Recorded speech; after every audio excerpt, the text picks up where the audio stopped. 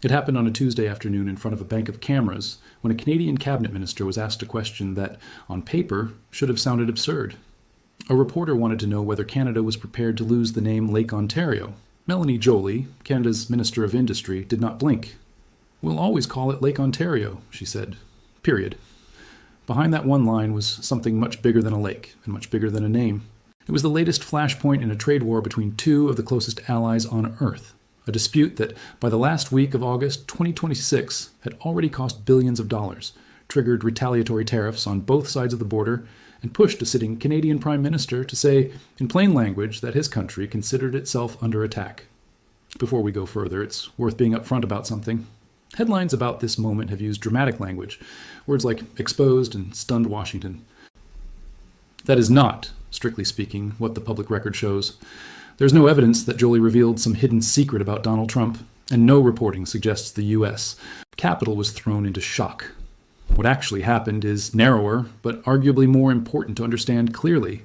A Canadian minister publicly, firmly, and repeatedly rejected an escalating series of statements and actions from the Trump administration at a moment when the broader relationship between Washington and Ottawa was already under more strain than at almost any point in decades.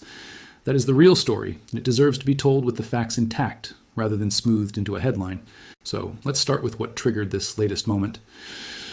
According to reporting from Newsweek and The Hill, President Trump said the United States was giving what he called serious consideration to renaming Lake Ontario as Lake America. The comment came during an already tense stretch in U.S.-Canada relations, with trade talks between the two countries stalled and a new round of tariffs freshly in effect. Joly was direct in her response. Speaking to reporters, she said Canadians had navigated the St. Lawrence River, the Great Lakes, for thousands of years, and that the lake was part of a foundation of our country. She added, according to The Hill, that while all these shenanigans are happening, her phrase for the broader trade conflict, Canada would be smart and be strategic and fight back. Her comments were met with applause from the reporters and officials in the room, a detail confirmed in that same report. She was not alone in pushing back. Ontario Premier Doug Ford, appearing on CNN with Wolf Blitzer, called the renaming threat a lot of rhetoric, and said that when Trump wants to attack our sovereignty and attack our businesses and people in Ontario, he could not simply roll over. Ford framed his job as protecting both Ontario and Canada, and, in his words, ultimately protecting the American people too, since Ontario's economy is deeply intertwined with several U.S. border states. This is a level of blunt public confrontation between a Canadian provincial leader and an American president that would have been almost unthinkable a decade ago. And it reflects just how far the relationship has shifted. Now here's where the story needs real context. Because a single lake being renamed, or threatened with renaming, is not happening in a vacuum. It's happening against the backdrop of what several outlets, including Al Jazeera and NPR, are now openly calling a trade war, not a dispute, not friction, a trade war between two countries that have spent the better part of a century as each other's largest trading partners. Here's the timeline, pieced together from named checkable sources. On January 20th, 2025, President Trump signed Executive Order 1.72, titled Restoring Names That Honor American Greatness. That order didn't touch Canada directly. It was aimed at renaming the Gulf of Mexico as the Gulf of America and restoring the name Mount McKinley to Alaska's highest peak, reversing an Obama-era change back to the indigenous name Denali.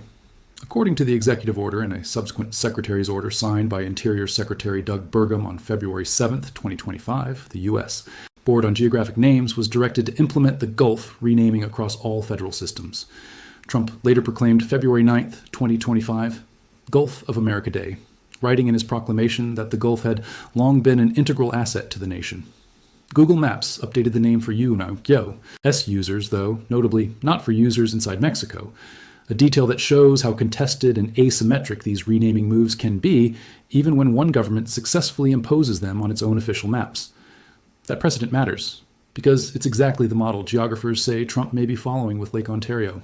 Derek Alderman, a cultural and historical geographer interviewed by Newsweek, said Canadians could reasonably interpret a Lake Ontario renaming as part of the larger effort on the part of the U.S. to exert its influence territorially, and suggested the timing was designed to exert some advantage or strength in the trade war with Canada.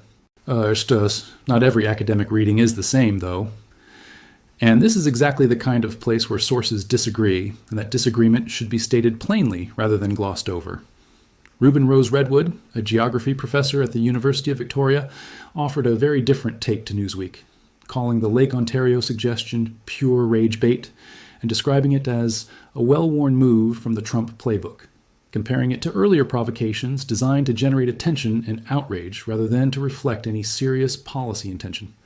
Both experts are named, both are on the record, and neither claim has been independently confirmed as the true explanation. So the honest thing to do is present both. Meanwhile, the actual economic fight had already escalated dramatically by the time the Lake comment made headlines. According to NPR, the United States imposed 50% tariffs on $20 billion worth of Canadian products, a level of tariff that is extraordinarily high by historical standards for trade between two allied USMCA-bound economies. Prime Minister Mark Carney, addressing the nation, used unusually blunt language for a head of government describing relations with the United States. "You're at war when you get attacked," Carney said. "We got attacked." He announced that Canada would respond dollar for dollar with retaliatory tariffs set to begin on September 8, 2026. NBC News reported that these 50% duties took effect at midnight, hitting a wide range of goods: hockey sticks, building materials, liquor, and certain categories of clothing. Carney called the new tariffs a miscalculation and placed blame for the breakdown of talks on what he described as uneconomic and unfair demands from the Trump administration. What makes this especially striking is the whiplash involved. Just days earlier, according to that same NBC report, Trump had paused the tariffs for 3 days and posted on social media that the two sides have a deal. Officials on both sides reportedly seemed optimistic right up until the final hours, with Canada's minister responsible for U.S. trade relations spending several hours in direct talks with U.S. Trade Representative Jameson Greer on the Thursday before the deal collapsed. There was also friction inside Canada itself over how to respond.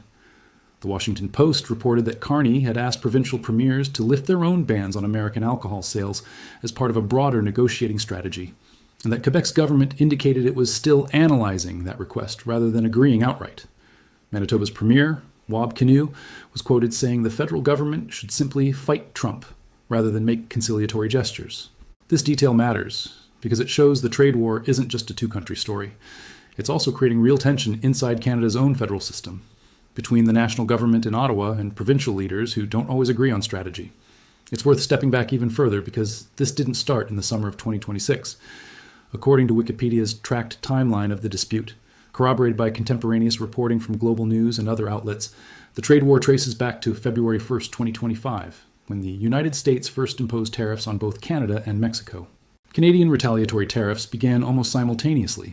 At the time, Justin Trudeau was still Prime Minister. He would step down within weeks, replaced by Mark Carney, the former governor of both the Bank of Canada and the Bank of England, who took over the Liberal Party leadership in March 2025. In his first speech after winning that leadership race, Carney called the United States a country we can no longer trust, and delivered a warning that would prove prophetic given everything that followed. "Now, we didn't ask for this fight," he said, "but Canadians are always ready when someone else drops the gloves." He added, in a very Canadian turn of phrase, that in trade, as in hockey, Canada would win. Trump, for his part, has repeatedly framed the tariffs as a response to what he describes as an unfair trade deficit with Canada, combined with concerns about fentanyl trafficking and border security. Both Trudeau and Carney have pushed back hard on that framing, arguing the tariffs violate the terms of the USMCA, the trade agreement Trump himself signed during his first term. Trudeau, before leaving office, went further, saying he believed Trump's underlying goal was to pressure Canada into some form of political absorption into the United States, language that ties directly into Trump's public and repeated musings about Canada becoming, in his words, effectively America's 51st state. Those comments are a matter of public record from press conferences and social media posts, though how seriously to take them, as genuine policy intent versus rhetorical provocation, remains, again, a point where reasonable people and named experts disagree. This is also where Mélanie Joly's own history becomes relevant, because the Lake Ontario moment did not come out of nowhere for her personally. Long before she was Canada's industry minister, she served as Canada's Minister of Foreign Affairs. And in that role, she was already positioning herself as one of the most vocal Canadian officials, warning the rest of the world about the Trump administration's posture toward her country.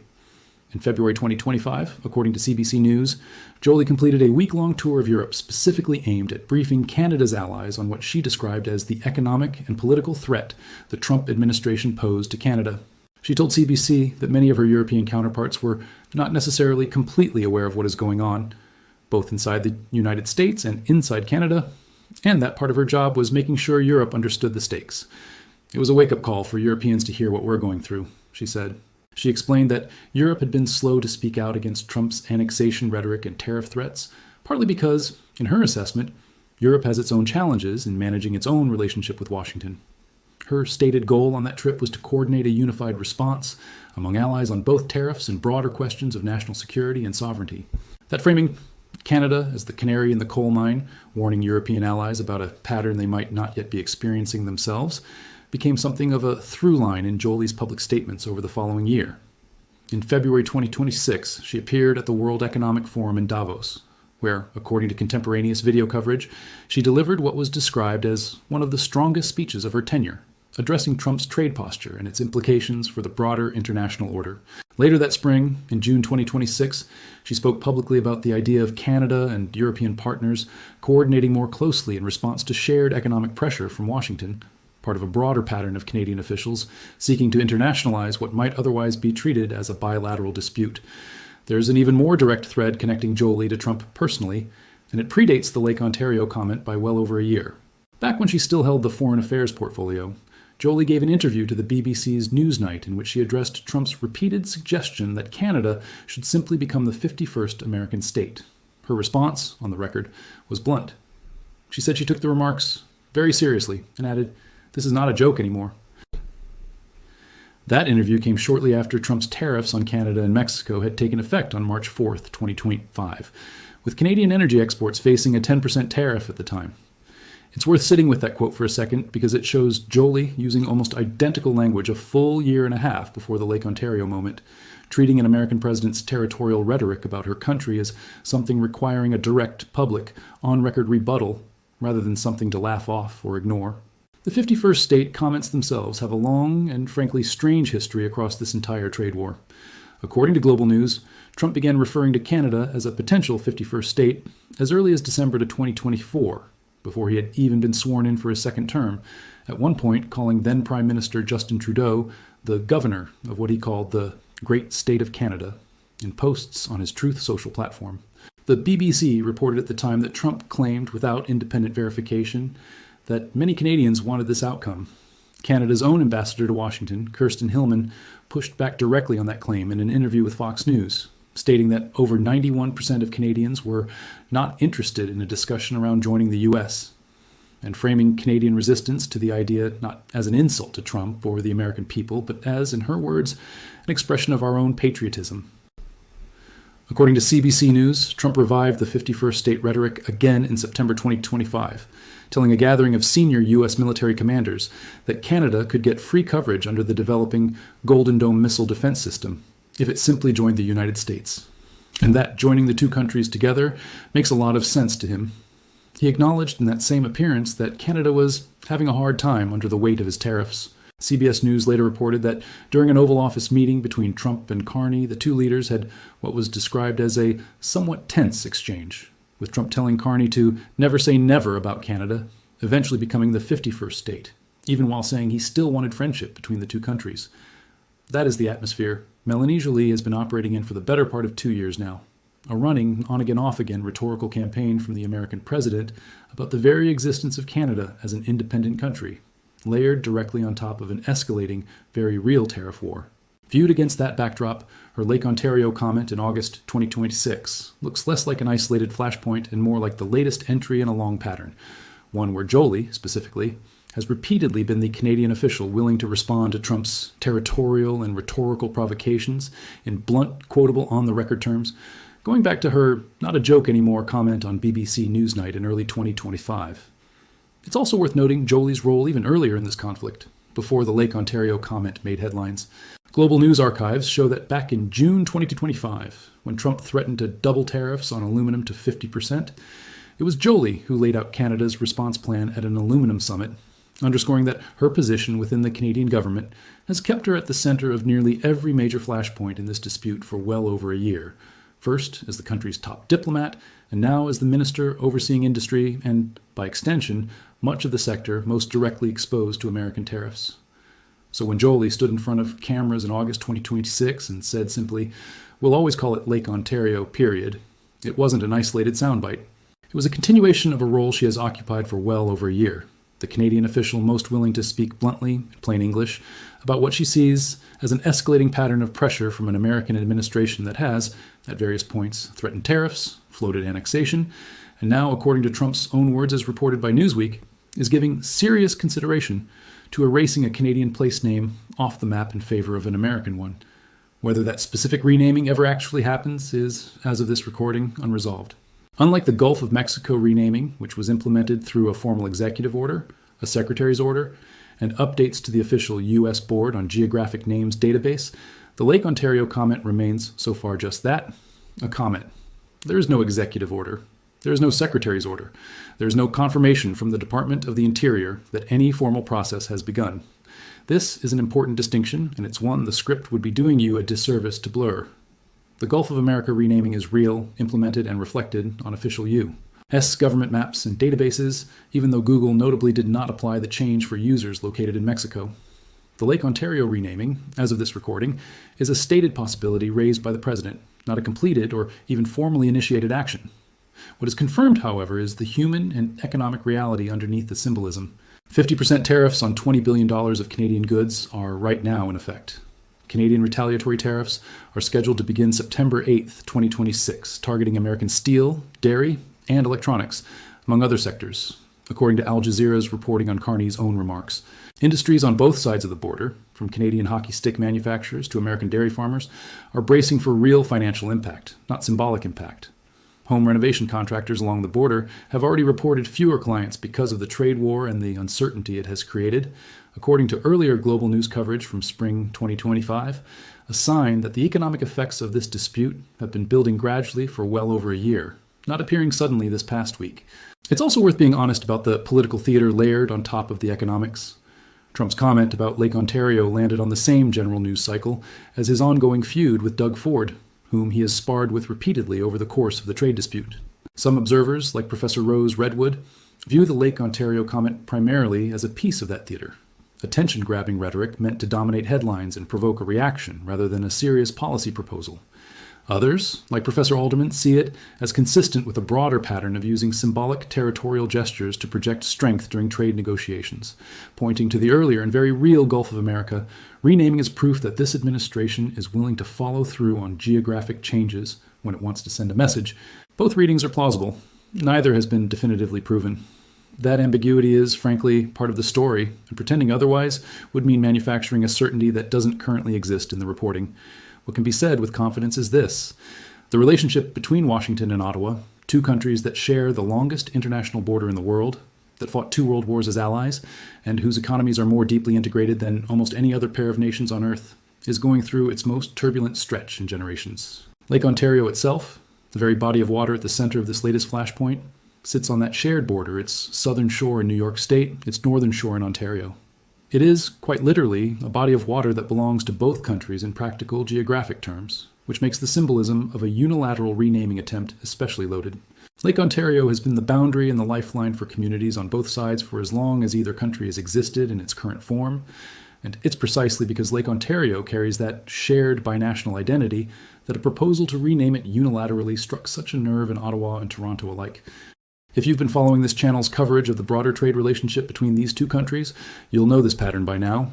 A provocative statement, a sharp Canadian rebuttal, an economic escalation running quietly underneath it, and then, usually within days, some kind of walkback, pause, or renewed round of talks. That rhythm has defined nearly every month of this dispute since it began in early 2025, and there is no clear sign, as of this recording, that the rhythm is about to break. If you want to see how this particular chapter resolves, whether the Lake Ontario comment fades away as rhetoric, the way Professor Rose Redwood suggests it might, or whether it hardens into the kind of formal action we saw with the Gulf of America, staying subscribed here is the simplest way to catch that development as soon as it's confirmed, rather than piecing it together after the fact. Let's talk about what happens next, because both sides have already signaled their near-term moves. Canada's retaliatory tariffs are set to take effect September 8th, 2026, targeting American steel, dairy, and electronics. That is a concrete, dated commitment from Carney's government, not a vague threat, which puts a real deadline on this story that's worth watching closely. On the American side, the pattern over the past year and a half has been one of escalation followed by temporary pauses, as seen with the brief tariff pause and deal announcement that preceded this latest 50% tariff round. Whether a similar pause materializes before September 8th is, again, something no one can honestly predict with certainty right now. And any script that told you otherwise would be guessing at dressed up as reporting. There's also the question of what role, if any, Joly herself will play in whatever comes next. Having moved from foreign affairs to industry, she now sits at the intersection of trade policy and the domestic manufacturing sectors most directly hit by American tariffs. Aluminum, steel, autos, and now, symbolically at least, the very geography of the Great Lakes region that borders so much of Ontario's industrial base. Her comments about the shenanigans of the trade war, paired with her promise that Canada would be smart and strategic, suggest she sees her job right now as equal parts economic management and public messaging, reassuring Canadians while also, as she did in Europe back in 2025, trying to make sure allies abroad understand the stakes. Now, for the sake of full transparency, here's a plain accounting of where this script's information came from and where the honest uncertainty lies. The core facts about Joly's Lake Ontario comments come directly from The Hill and Newsweek, both of which quote her on the record and describe the press conference setting. Doug Ford's comments come from his on-air interview with CNN's Wolf Blitzer, as reported by The Hill. The scale and timing of the 50% tariffs and Mark Carney's at war remark come from NPR and NBC News reporting from the same week. The broader tariff timeline, including the February 2025 start date and Trudeau's transition to Carney, is drawn from a tracked, sourced summary consistent with major wire coverage from that period, including Global News. The Gulf of Mexico renaming details come directly from the text of Executive Order 131-2, the subsequent Secretary's order from Doug Burgum, and confirming reporting from USGS and Yahoo News. Mélanie Joly's 2025 European tour and her comments about a wake-up call for Europe come directly from CBC News, which conducted the interview. What remains genuinely unverified or contested includes the underlying motivation behind the Lake Ontario comment itself, whether it reflects serious policy intent, as one expert suggested, or primarily rhetorical provocation, as another argued, and whether any formal renaming process will ever actually begin. Both are open questions, and neither this script nor anyone else can responsibly claim to know the answer yet. To understand why any of this, a lake's name, a tariff schedule, a 51st state joke, generates this much anxiety in Ottawa, it helps to know the actual scale of what's at stake. According to a Global Affairs Canada briefing note prepared for Minister Dominic LeBlanc, the minister responsible for Canada-U, trade, the two countries exchange nearly $3.6 billion in goods and services every single day. That same note states that nearly 8 million American jobs depend on trade with Canada, while 2.6 million Canadian jobs depend on exports to the United States. This is not a minor trading relationship being tested by a spat over rhetoric. It is, by that government's own internal characterization, one of the most integrated and mutually beneficial economic partnerships in the world, built over decades through free trade agreements, culminating in the Canada-United States-Mexico Agreement, in force since July 2020, the very agreement that Carney and Trudeau have both accused the Trump administration of violating with its tariff actions. When Doug Ford says he's protecting Ontario, and in his words, ironically protecting Americans too, this is the underlying economic reality he's pointing to. A relationship so tightly woven that a fight over tariffs, or even over the name of a lake, sends ripples through industries and paychecks on both sides of the border simultaneously. There's one more piece of context worth adding, because it helps explain why a comment about a lake generated this much attention in the first place. Place names carry weight precisely because they are hard to unwind. Once Gulf of America was implemented in U.S. federal databases and on U.S. versions of major mapping platforms, it became, for practical purposes, the default name for tens of millions of American map users, regardless of what the rest of the world continued to call it. That's the precedent sitting in the background every time a comment like the Lake Ontario one gets made. It's not really about whether a lake gets a new label overnight. It's about whether the underlying negotiating leverage, economic, political, symbolic, that produced the Gulf renaming could plausibly produce something similar here. That is the real question raised by this story, and it's a far more interesting and substantive one than the exposed framing suggests. It's also worth asking what this specific moment tells us about how leaders on both sides are choosing to communicate right now. Trump's approach, across both the Gulf of Mexico renaming and this Lake Ontario comment, has consistently used geography and naming as a form of political signaling, a way of asserting dominance or reframing a relationship in symbolic terms that get attention even before any formal action follows. Joly's approach, by contrast, has been to respond quickly, plainly, and with historical grounding, invoking thousands of years of indigenous and settler use of the Great Lakes region, rather than engaging on Trump's symbolic terms directly. Doug Ford's approach was blunter still, dismissing the comment outright as rhetoric while pivoting immediately to sovereignty and economic protection.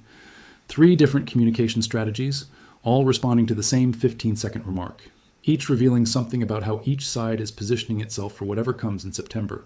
If this story matters to you, If you have family, business interests, or simply an attachment to either side of this relationship, it's worth remembering that trade wars, unlike headline-grabbing quotes about lakes, tend to move slowly and then suddenly.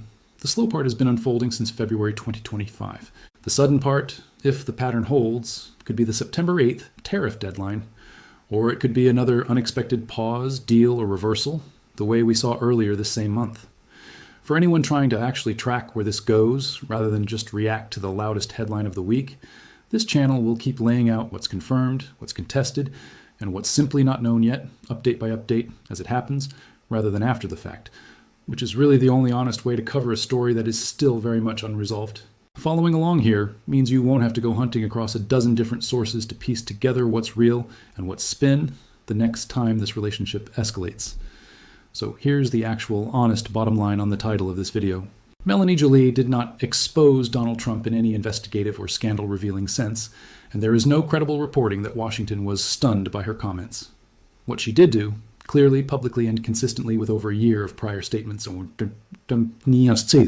was reject on the record, a suggestion from the American president that struck many Canadians as both provocative and, depending on which expert you ask, either a serious signal about territorial pressure or a piece of calculated rhetorical theater. Both readings sit inside a much larger, very real, and very costly trade war that has already reshaped tariffs, cross-border business, and the political relationship between two countries that, until fairly recently, rarely made this kind of confrontational headline about each other at all. Which brings us to the honest question at the center of all this, the one worth sitting with, rather than rushing past.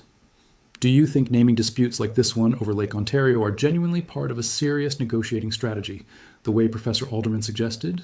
Or are they mostly noise designed to dominate a news cycle while the real fight happens in tariff schedules and trade negotiations, the way Professor Rose Redwood argued?